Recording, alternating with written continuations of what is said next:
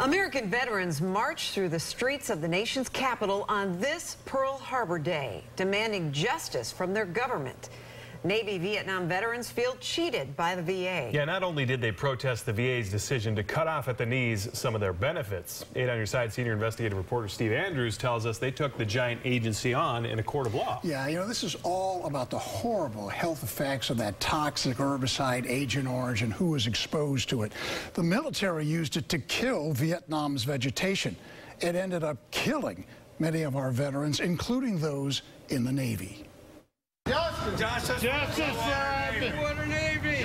Vietnam veterans marched from a Washington, D.C. federal courthouse to the steps of VA headquarters with a message: poisoned at sea.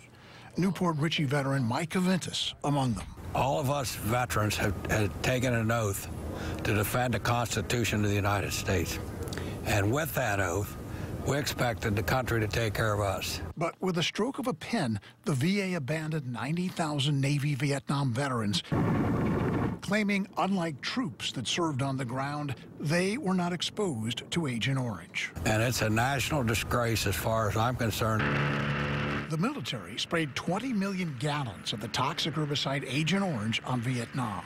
It ran into rivers and streams, contaminated harbors and bays. Ships like the American Victory, which served in Vietnam, turned contaminated seawater into fresh, enhancing the contaminant, unknowingly poisoning its crew. Because we took in water and distilled it, and we actually bathed in it, ate food cooked in it, and drank it. Mike served on a destroyer that anchored in Da Nang Harbor when the military sprayed Agent Orange. The plume covered that whole harbor. The herbicide is known to cause at least 14 illnesses. Mike has 3 of them. No one else in my family has any of these issues. A bill providing health care coverage and disability benefits for these veterans sailed through the House.